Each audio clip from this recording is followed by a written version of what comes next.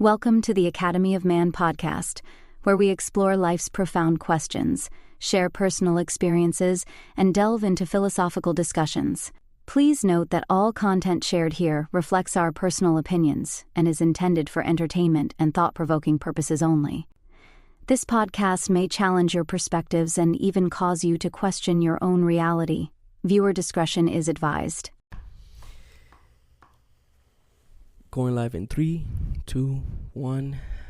Welcome to Academy of Man podcast, episode number 5. My name is Joel Ruiz and my co-host Edgar Moose Rios. Yes. We are here. Episode 5, bro. Episode 5. First of all, congratulations for reaching with me to number 5. Oh, thanks, bro. It's a matter of, congratulations to you too. Thank you. It's a matter of consistency, and we want to first of all thank all of our listeners. You guys are the only ones that make this possible, and you guys are the reason why we do this. The amount of support has been like, I've been taken back by it. Yeah, the right. People reaching out and like sharing their stories with me, and it's just a beautiful experience so far. Yeah, I'm so grateful. Yeah, first of all, me too. Just want to thank everyone, and we're looking forward to just continue doing this. The good thing about this podcast is that there are no limits. Right. You know what I'm saying? Anything can potentially be spoken of, as long as we philosophize on it. Yeah. But we want to welcome you to episode number 5, and hope you enjoy. Yes. All right, guys. So the topic for today, something that I wanted to bring in to the conversation. Let me get some water because it's gonna be a. For the record, I am not always aware of the topics before the episode, so this is news to me also. Yeah, and honestly, even though we want to say that we bring in a topic, there's multiple things that we got to discuss anyways. Yeah.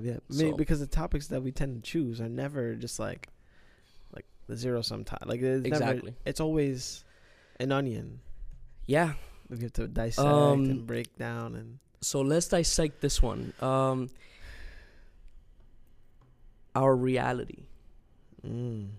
Right? What about it? You ever watched the movie The Matrix? Yes, but I was very young. Understandable. Yeah, I was very young. The The particular reality that I would like to discuss specifically is our physical reality. Specifically, I had sent you a video, right? Yeah. About the universe, and something that I wanted to discuss is just the vastness of it. Yeah. The reality that us humans are in a ball, Yeah. right? That was made, who knows, some time ago by whatever. We have no idea. Yeah. Everything was already created by the time we got here. Yeah, bro. And so, but the mere fact that we exist, our existence, Yeah. the reality of it, the fact that we are conscious beings. A very improbable coincidence. Maybe, right? Yeah. I noticed that. I remember the first time I got to see the first time I ever went camping. I was with the Outdoor Adventure Club at Herkimer College, and I remember we were at a place called like Good Luck Lake or something like that. It was a clear night, bro. Yeah. Beautiful clear night, and we were just all like chilling by the campfire. Some of the people were gonna graduate, so they were just kind of like talking about what was next or whatever. Really like nice moment.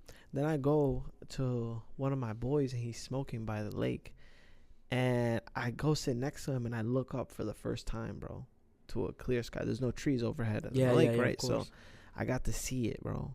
Y pa que fue eso, bro? I was taken back by how small the sky made me feel, bro. I could see like the Little Dipper. Like, it was clear. It was just super clear. Yeah. If you got to see the same thing that I saw on a clear sky in the woods like that, bro. You would have seen the Milky Way, like the fog that you see Yeah, no, I didn't get to see all that. I didn't get Really? to see no colors or nothing like that. No way. No, all I saw was a bunch of dots. Okay, Bunch of dots in well, the sky. I've seen the vastness of it, like the fog behind it, the Milky Way, and it's crazy. We live in an age that us humans don't even get to see that, like at its truest potential, which is wild because it's right above us, right? It's supposed to be seen, I guess. And we can't see it. Yeah. But you do get to see the entire thing. And I mean, when you really, bro, because we're nothing. We're just like smaller than an atom. Yeah. In comparisons. I agree with you. And depending on where my headspace is at, whenever I'm made aware of that, because I'm made aware of it often. Yeah. Because we live up here, and there's oftentimes I get to see the sky a little bit better than people in the city would. And so whenever I'm made aware of it, depending on where my headspace is, it's either very liberating and like fulfilling and exciting to think about, and other times it's very very opposite of that, very debilitating, and gives me what's the pointism, of course. And I just know that coming to that realization, it's not always productive for me to look up. I could see it. I could see that. I could see why you would say that. With me is always of. I think I get a mixture of both feelings. The reason why I say this, bring back Neil deGrasse Tyson, the GOAT. The GOAT, yes. When it comes from the Bronx too. When it comes to astrology, right? Astrophysics. Yeah. Excuse me. I don't want to get the lynch mob. Astrophysics. God. And just the mere fact that we're able to comprehend it, like the vastness of it. I mean, barely, right? It's that's true. Most of it is unquantifiable by the human brain. Not only unquantifiable, but almost also unreachable. Yeah, we've only been able to identify that it is unreachable. Correct. Which there's a beauty in that. Pero yeah. There's very limits. There's a lot of limits to the knowledge of the universe. For sure. He would be the first to tell you that. Yeah. Which a buddy of mine got to take the train with him. Really? Yeah, he didn't want to be acknowledged though. Yeah, they like locked eyes. My boy Justin pulled his mask down, and then he just winked at him and then put his palm up. And then kept it moving, like he didn't want to. Yeah. He did not want to. I can see that. I can see why. Yeah. But yeah, I definitely get both emotions, where it's just like the vastness of it. So for example, the Milky Way, which is our galaxy, is going to collide with another galaxy called the Andromeda. When it will happen is going to be several 100 billion years. But it will happen just because of their trajectories, right? I will not be there to witness it. You won't. Yeah, neither will I. Neither will you, right? Neither will Selma. Huh? Most likely not. Maybe not even the human race. Maybe not even the human race. Everything going on in the world, and we either have left the Milky Way, or we have purged, or destroyed it. We can't destroy the Milky Way, depending on who you ask, right? What do you mean? I meant just our Earth. Yeah. I see what you're saying. Yeah, just perish. Yeah. That's it. I mean, those are basically our two options, which is the whole sense why Elon Musk wants to go to Mars. The whole thing that he says is that we should be extra planetary species because of the odds that an asteroid could just come in and delete us at any moment, or a sun flare, which don't even get me started.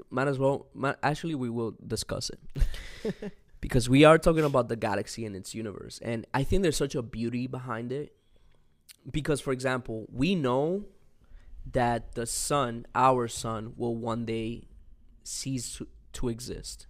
Yeah. As a matter of fact, the sun will become a red giant. No, excuse me. I'm going to have to say it, a red giant. So somebody can fact check me on this. Which means that it will engulf, it will continue to grow past its mass, right? Taking Venus and Mercury with it. And it will get so close to us that there should be no life left on planet Earth. Like, the mathematics and the physics have already proven that. Yeah. Which is wild, right?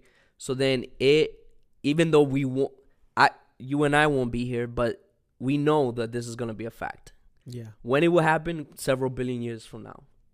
But it will happen. Just because of the chemistry behind the sun. Which is wild. So things like that make me just appreciate the fact that we can even acknowledge it, analyze it, discuss it, ponder upon our own existence. Yeah. Because we know that this is going to be a fact. Yeah, what's interesting is that and I'm happy that this is what is making you think of that. Cuz oftentimes I think about what makes me a little bit more different than most kids or most guys my age, if you will, is my thought process behind things. And reason why I have the certain thought process behind things that I do is because I've been in touch with if you will, with my mortality. Mm-hmm. You know what I mean? I almost died. And how I almost died is a whole other story. Pero I'm happy that the universe and our galaxies and all this stuff is what's forced you to think about that. And I'm intrigued to this is what made you think about that. The vastness of our universe and our inability to comprehend all the things that are going to happen and are happening, and even the things that we could comprehend, is what's forcing you to live with the amount of grace that you're living with right now. I mean, I'm happy that that's the case for you, but it's so interesting because I personally know the amount of lived experience you have. Not even all of it, but it's just so interesting that the fact that the whole world is gonna be gone is what does it for you, not just you. I think that speaks. Yeah, I actually didn't really think about it that way. Just in case we lost the track. Edgar just said that he's happy that because of the vastness of the universe and its inevitable doom, gives me a certain sense of grace and understanding. But yeah, that's really what it is. It's because it's physics. Yeah. It's truth. That's very interesting. Once, when I was right before leaving work today, my boss asked me, how's my religious journey going? How's my search for God going? I told him it's going great, bro. Thank you for asking. And he told me, he goes, what? Because I told him the two religions I was looking into the most is Islam and Christianity. And he asked me, what religion are you leaning more towards right now? And I said, Christianity, but I'm questioning my biases. And he's like, what do you mean? I said, well, I'm Puerto Rican, I'm Hispanic. My friends are Hispanic, most of them. And I don't have enough of a Muslim or Islamic representation in my life. And I'm just making sure 2 + 2 = 4. Yeah. And I'm making sure 3 + 1 = 4 too. And he's like, okay, why those two? And I told him, well, I think that it's all about kind of like which religion you could identify with the most. And he's like, why identify? Like, why you chose that word? And I was like, because I cannot quantify the love or the respect I would have for a God. I can't judge it based off of the same logic I choose to judge things that have matter and sit in this physical space.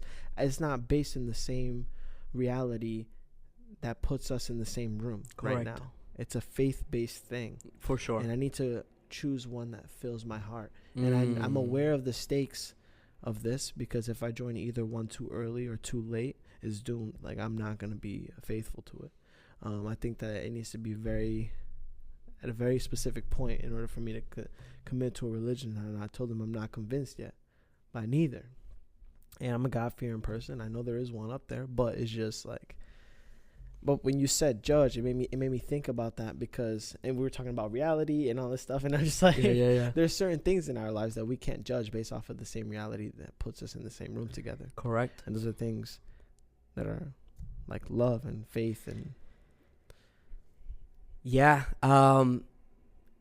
With religion, it's an interesting thing that you mentioned that. Yeah. Because why do you feel like you have the need to identify with a religion? I don't necessarily speaking. I don't necessarily think so. No, I don't. That's why I'm in no rush. I told him, I said, bro, if he's up there, he's gonna steer me the right way. Yeah. And I think I got as much faith as you do, bro. Trust me. It's just not. I'm not committed yet. I know that sounds like a paradox, and I know people are probably, that might even trigger a lot of people, but I know it's up there. But he's working the way he want to work with me. And that's what we're doing. He's giving me every reason to believe in what I believe in. And he's giving me every reason to question what I'm questioning. So I'm not tripping over it. I'm taking my time. Yeah, I mean, at the end of the day, we're just students. Yeah. You know? Someone called Jesus rabbi. Yeah. You know what I'm saying? So, yeah. At the end of the day, he's a teacher. It is very interesting. But yeah, that's why I brought it up, because some things cannot be rationalized. Yeah, for sure. By the same logic. Well, we've chosen mathematics and science, right, to be our most concrete form of evidence. Correct. And not that we've almost dismissed completely the word of mouth because of how, Well, yeah. Well, after that, you can argue. Well, you can argue that it's in principle, right? Yeah. It's I agree. Which is crazy. Yeah. Right? Yeah, I'm having like, what's the pointism right now? Well, I mean, I think listen, I think we should be okay with having the what's the pointism mentality, because then speak on that. Because then I think we could really question the rest of it. You know what I'm saying? I get what you're saying. Exploring it is the difference. Yeah. You can't just have what's the pointism and go arms up and give up. Correct. So at the end of the day, it's like, hey, yeah, there may not be a point. Right. Plain and simple. This is something that may trigger people, but there may not be a purpose. Right. You know what I'm saying? Yeah. And so a lot of people also pursue their lives for a purpose. Yeah. I didn't mean to use both words. Yeah. Pun intended, I guess. But yeah, what if there is no purpose? Yeah. You know what I'm saying? And it's just like, but here's the thing. Realizing, back to the whole reality thing, the fact that there is a vastness, right, is part of our reality. Yeah. Regardless whether we want to accept it or not, or regardless of whether we want to analyze it or not, right? And sometimes it brings me back just thinking about it. The other day I saw the moon while the sun was out. And I was like, look at that. The eclipse, right? Well, I didn't actually see the eclipse. I was washing dishes. But I just saw the moon, like half of the moon from my point of view, and I was like, that's wild, the fact that even exists there. And so I don't know, I just think that astronomy, physics, the concrete fundamentals of our reality, that's what we base it on. And then everything else is just secondary, because part of our reality is also navigating through our social construct. Most of our reality is is navigating the social construct. Right? This is why people don't look up at the Milky Way. Correct. Or even ponder upon it. Yeah. Because it's like... Gotta pay rent, nigga. Correct. So... Go ahead. Nah, I'm picking up exactly what Yeah. you're putting down. I'm with you, bro. Yeah. I'm with you. There's nothing to add there. You're cooking up. I'm letting you cook. No, and so those are the things that really just really ponder my mind, you know, all like realizing the vastness of it, and then coming back and realizing that, yo, I'm realizing this as I'm doing a job, for example. Yeah. Right? And why would I want to do this job? Why? That's the point. Sometimes it can be so debilitating, right? Yeah. Listen, when I had that moment, I looked up and I was like shocked, bro. It was the first time they passed me the joint. I hit that bitch. I had to. When he passed me that and I looked up and I was like, yo, I'm stressing about exactly what I'm about to do over the next few years of my life. And look how big I could see the dome, bro. Felt like I was like, yeah, I just felt like I was in a ball, like in the middle of a ball, because you can. Anyways, and I was like, yo, my problems, like everything that hurts me so much, is so insignificant and small. Yeah. And in that moment, I couldn't help but smile. I could not help but smile. But then I also remember another time where I was not in the best headspace. And I used to do this thing back when I lived in the city, where whenever I would get like very like worked up mentally, I used to just choose a direction and I used to just run in that direction. And this time we lived in like a University Avenue, so very close to the Heights. And this time I was running towards Jersey. I ran all the way to the bridge. I got like halfway to the bridge, Fort Lee, like almost at Fort Lee in Jersey. And I stopped because I was out of breath. I couldn't fucking breathe to catch my breath. And I was like, okay, this is the point where I run back. So I'm catching my breath and I look up again. And the light pollution was bad, but it was enough to see the sky again. Yeah. Not to the extent I got to see it at the place, but I'm looking up and I'm like, yo, nothing really fucking matters, bro. Yeah. But there's a difference in my mindset at the moment, right? Because in that moment, I was just like, yo, fuck everything, bro. Why am I even going to run back? For what even run back? I actually walked the rest of the way back. And in that moment, it was so counterproductive to look up and see that, because it made me feel even smaller than my problems had already made me feel. And it was so crippling. And the fact that I couldn't even really comprehend what was happening up there in front of me was also crippling. And yeah, it was just so counterproductive to look up into the sky, because it made me feel even more frustrated with everything. I just wanted to punch the air. And no, I would get nothing back from that. Yeah, so for sure. It was pointless in even doing that. And just what's your? I see you guys wondering. No, because it's interesting that the same view or different view of the same thing, for example, would be able to cause two completely different thought processes after, right? Yeah, that's very interesting. Yeah, after I saw it at the lake, I remember feeling like, yo, YouTube's about to go crazy. I'm gonna I can't wait to go back and start dancing again. Ripley Greer, get to take all these classes for cheap. I'm gonna work as an EMS provider so I could take classes, make more videos, maybe travel. And then the time I saw it at the bridge, I was just like, yo, fuck this. What's the point of anything? What if the point is that there is no point? So you make your own point. It's getting real existential. Yeah. I mean, in reality, nothing does matter. I was gonna say, finish that sentence. Yeah, I'm just like, I didn't want to say it, but in reality, is that really how you feel? Well, it's a truth for sure. Because then here's what happens, right? Yeah. Something only matters to us, to each individual person. Yeah. And so each one of us has our own things that may matter or may not matter, right? In the taking religion aside, Mm-hmm. right? In the vastness of the universe, Mm-hmm. we're just specks.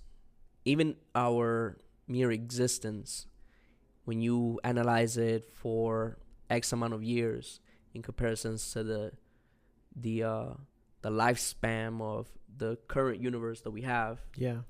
it's wild. Yeah. I think a lot of it boils down to how well you are navigating our social construct, and also the values you choose to perceive as For sure.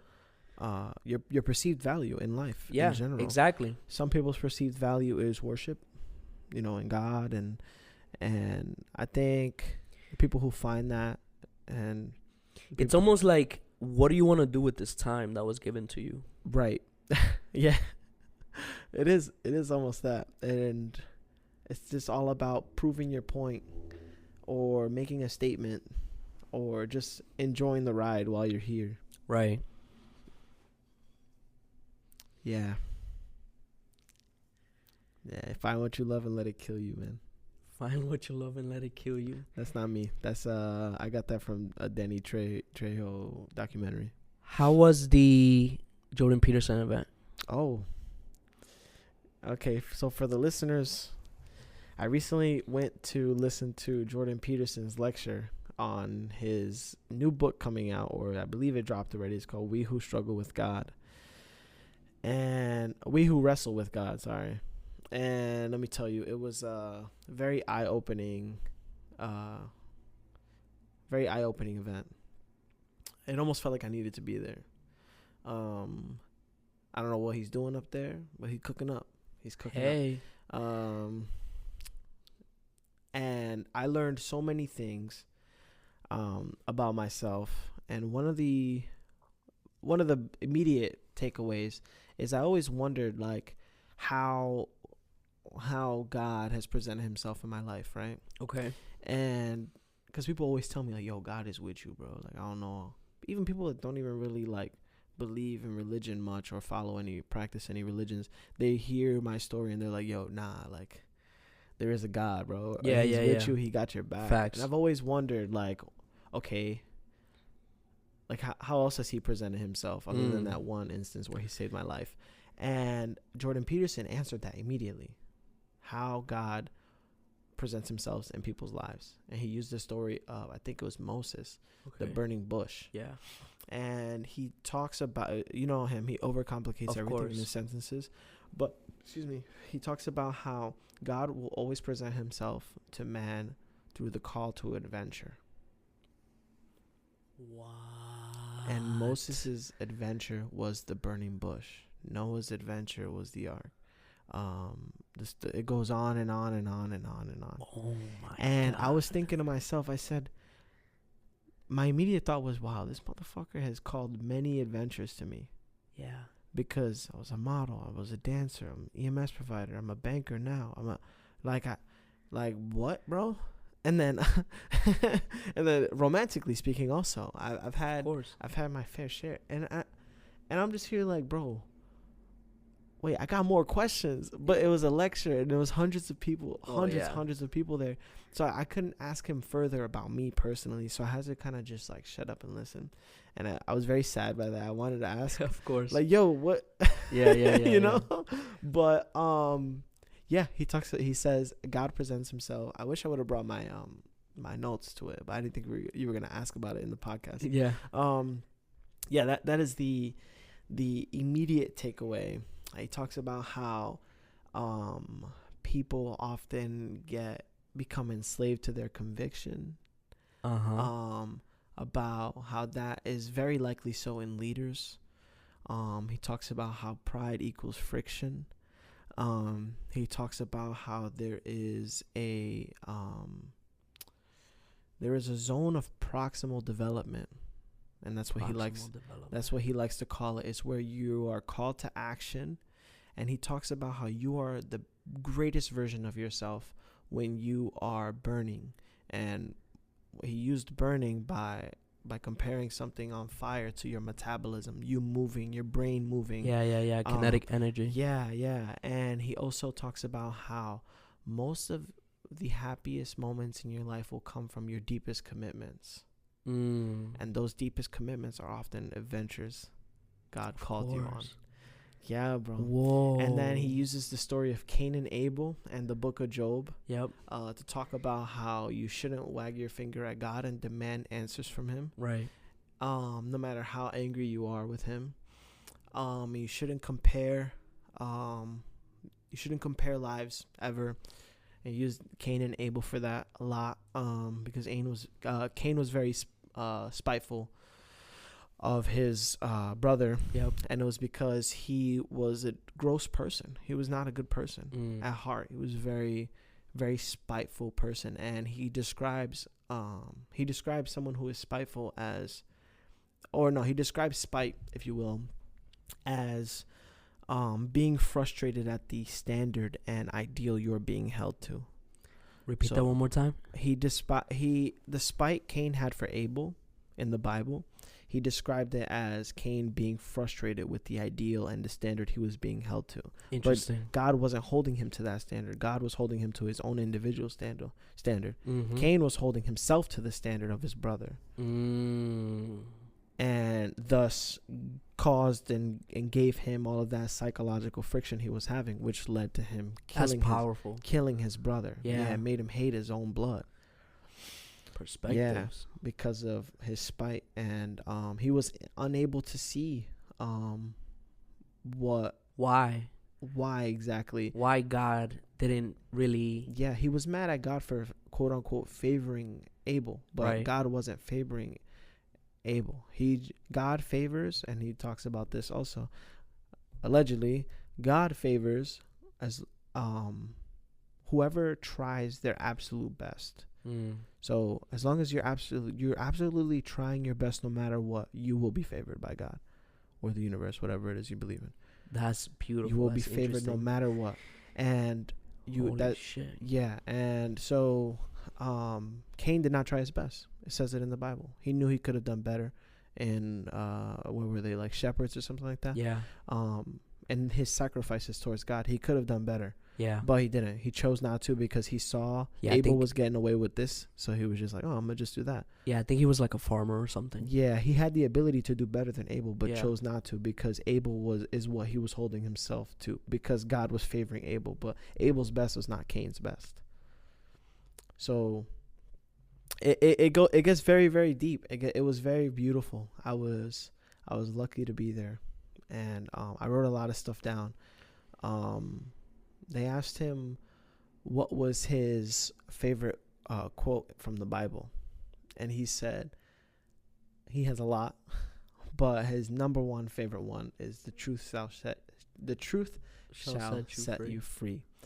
Yeah, and when they asked him why, it was beautiful. I wanted to ask him so many questions. I had like a bunch of them ready just to see if they would ask me. Yeah. Because I believe it was at random, or I believe it was part of the Patreon service. But in the flyer and stuff, they tell you to have a question ready. And so I didn't get to ask my question. But he said that the truth will always be the path, will always lead you down the path of least psychological friction in life, no matter if you're a believer or not. He says, why lie? Why put more of a burden on your shoulders? You already have the burden of being alive and being human. Yeah. Given to us by Eve and Adam, right? Right. So, debatable for sure. But why lie?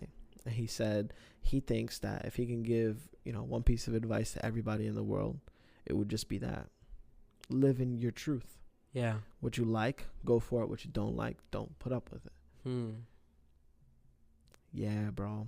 And there's like two more that I wrote down that I can't. Nah, bro. There's no way that you could. I could fully grasp right now. Sure. But there was so much, bro. So much. That's that incredible. spoke to me. I'm glad you went. Yeah, I cried twice. Yeah. It was crazy. Yeah. It was crazy, bro.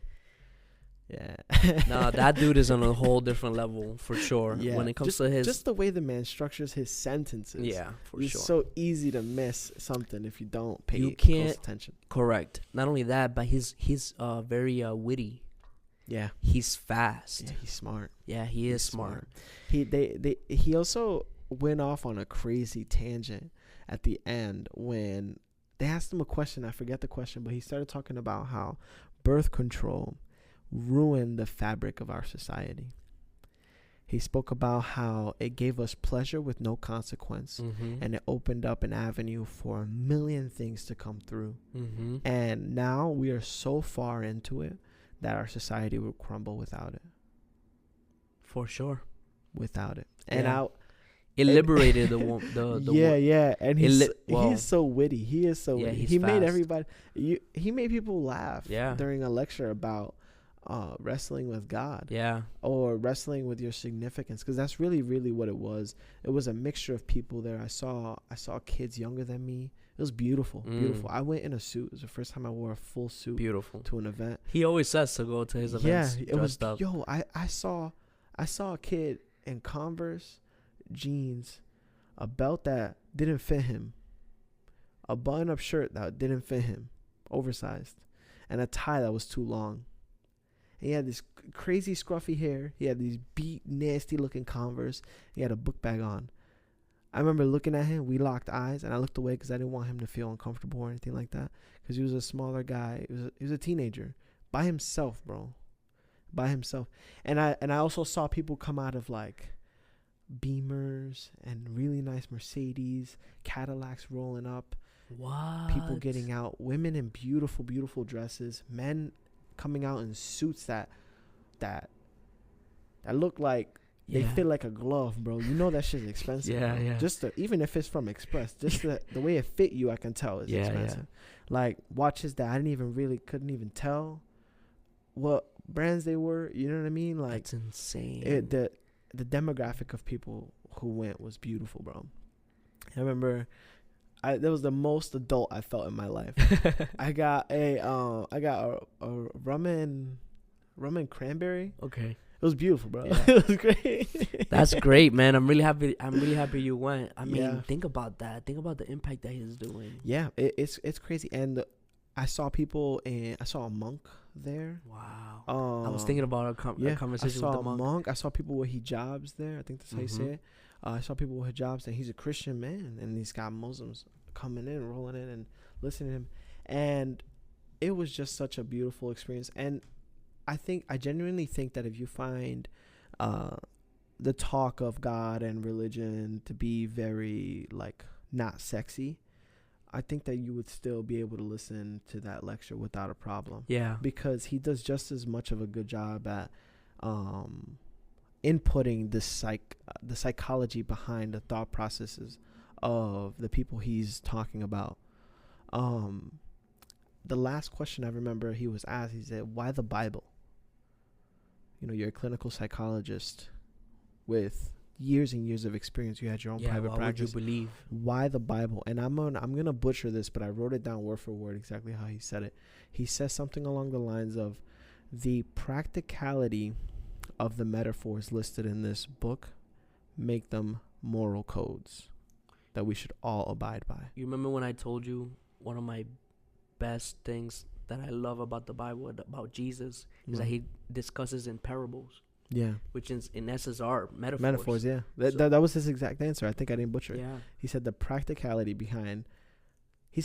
of the practicality behind these metaphors is what makes these metaphors a moral code that we should follow. And I was like, right? Like Mike, talking about a mic drop. I'm like, holy shit. Damn, he ended it on that note. Wow. He ended it on that note. He thanked the gentleman for coming out and challenging him and asking him questions, and asking him some of the questions that the audience and his peers had for him. Yeah. Shout out to Jordan Peterson. He saved my life for sure. Yeah. That man's a genius, bro. Yeah. That dude is insane. It brings me back to so many different things we probably don't even have time to discuss, but one of the things that, as a response to what you were saying was that the ability